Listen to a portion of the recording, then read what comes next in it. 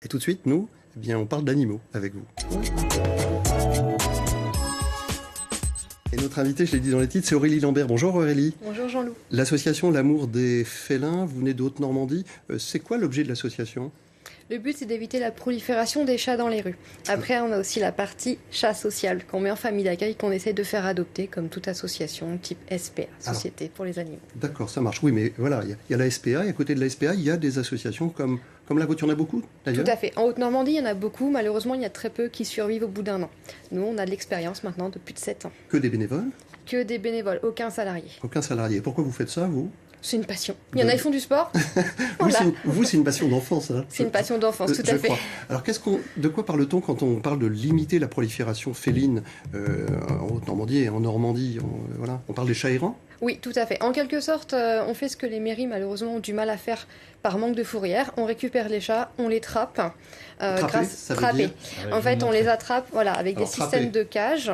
On met de la nourriture au bout, l'animal rentre, pouf, la cage se referme. Et là, nous, on court au vétérinaire pour les faire stériliser et identifier chat libre. Ainsi, ils sont protégés par la loi, ils ne peuvent plus être euthanasiés s'il y a une rafle de chats. Bon, alors, quand même... Après, il faut essayer de les faire adopter. Tout à fait. Les chats sociables, pas les sauvages. Les sauvages sont relâchés et suivis. Oui, enfin, comment on sait qu'il est sociable ou pas ? C'est simple. Le chat, il vient vers vous faire des gros câlins ou alors il est à 3 km et il vous crache dessus. Ah oui. D'accord. Oui, d'accord. Donc, bon, alors, celui-là, il est sociable, celui-là. Ah, c'est un amour. C'est un il amour, était adopté, d'ailleurs. Il a été adopté, ça y est ? Il était adopté. Alors, vous dites que dans l'association, c'est important de faire adopter les chats. Mais comment on fait ? Vous passez quel type de message et qui voilà. En fait, on cherche des adoptants en tout genre, comme vous, par exemple, Jean-Loup. Il n'y a pas de problème. D'accord. Le but, c'est évidemment de les faire adopter, parce que si on ne fait pas d'adoption, on ne peut pas sauver de nouveaux chats de la rue. Alors, vous donnez aussi des conseils d'éducation, dites-vous. On essaye. L'avantage, justement, de travailler avec des familles d'accueil bénévoles et non pas un refuge comme beaucoup d'autres associations, c'est qu'on connaît très bien nos animaux. S'ils sont OK avec des enfants, avec des chats, avec des chiens, en appartement, en maison, ce qui permet d'avoir 98% d'adoption réussie. Et vous parlez aussi d'un service de pension pour les chats. Qu'est-ce que c'est ? Non, on ne fait pas pension. Nous, on n'a pas le droit de faire pension. Ce qu'on fait, c'est qu'on reprend nos animaux. Oui, pourquoi vous n'avez pas le droit de faire pension ? C'est pas dans nos statuts, on n'est pas habilité à faire ça, tout à fait. Et puis vous n'avez pas de local en tant que tel. Non. Ah oui, ça c'est important de le dire, Laurent, je ne sais pas si vous avez, mais en fait, vous vous déplacez chez les gens. On se déplace pour revoir nos animaux une fois adoptés et on se déplace dans nos familles d'accueil pour gérer justement le suivi, voir si tout va bien, s'il n'y a aucun souci. On n'a aucun local, ce qui nous demande beaucoup de déplacements de notre part. Vous avez parlé tout à l'heure des mairies. Est-ce que vous pouvez nous dire un petit peu ce que dit le Code rural ? Le Code rural de janvier 99, normalement, oblige les mairies à s'occuper de tous les animaux errants sur leur secteur. Alors en général, les chiens, c'est très réactif puisqu'il y a toujours des risques de morsure ou autre. Pour les chats, malheureusement, les mairies se retournent vers des associations comme nous, mais ne nous donnent pas forcément de subventions pour nous aider. Et pourquoi ? Alors comment vous faites pour l'argent justement ? On fait des collectes, on a des donateurs puisqu'on est reconnu d'intérêt général. C'est-à-dire que les gens, quand ils nous donnent de l'argent, on leur fait un reçu CERFA en fin d'année pour leurs impôts. Un reçu CERFA, c'est-à-dire ? C'est très important ça. Ouais. 66% du don donné à notre association et ensuite répercuté sur les impôts. Sur les impôts, qu'est-ce qu'on peut vous souhaiter alors qu'il y ait plus de bénévoles ? J'imagine, des bénévoles en tout genre, des familles d'accueil, des collecteurs dans les grandes surfaces, tout à fait. Vous restez à votre place, vous là, vous n'intervenez pas, vous n'aimez pas les chats peut-être, c'est ça ? C'est pas que j'aime pas les chats, mais moi j'ai une fille qui est allergique aux chats, donc je suis interdit de chats. Ah, alors si c'est pour ça qu'il existe un système de parrainage. Alors justement, comment on fait par rapport à ça ?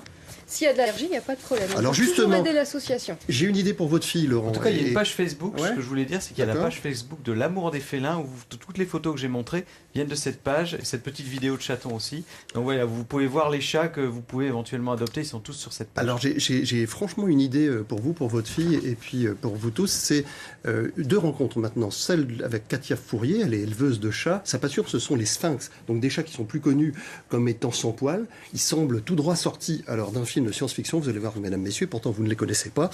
Qui dit après, enfin ceux qui ne les connaissent pas, qui dit après ces images que vous aurez envie de les caresser ? Eh bien tout de suite, on va à Saint-Martin, au Buneau. Regardez, vraiment.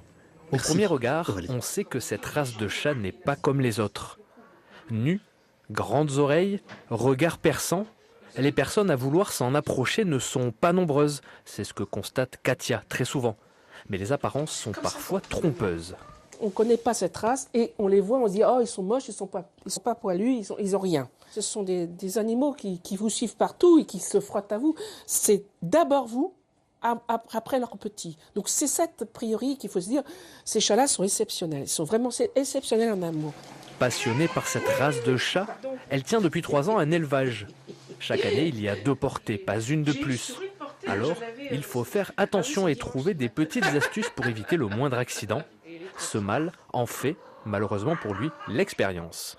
Un sphinx, c'est toute l'année où il doit se reproduire, mais les femelles, c'est toute l'année qui sont en chaleur, 15 jours tous les mois.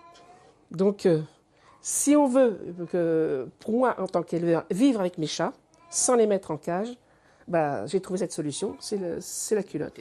Chaque portée donne entre 1 et 5 chatons. Les clients de l'élevage viennent en grande majorité de la Belgique, la Suisse ou de la région parisienne. Et si vous voulez vous aussi en acquérir un, voici quelques conseils pour bien s'en occuper. Nettoyer les oreilles, les ongles qu'il faut faire tout le temps, nettoyer un peu les yeux parce qu'ils n'ont pas de cils, ni paupières, donc il faut automatiquement nettoyer ce qui se trouve au centre. Autrement, c'est le Pérou parce que c'est des chats alizés. En France, une quinzaine d'éleveurs de chats sphinx est répertoriée, une race donc plutôt rare, d'où son prix, en moyenne 1 300 € pour un chaton. Bon, voilà pour ces chats. Une info, Laurent ? Oui, alors pour retrouver l'amour des félins, il y a un site internet et une page Facebook. L'amour des félins, c'est à Sotteville-les-Rouen. Vous tapez dans Google, dans votre moteur de recherche, Amour des félins, vous tombez sur les pages. C'était un plaisir, merci d'être passé dans cette émission. Allez, tout de suite un portrait.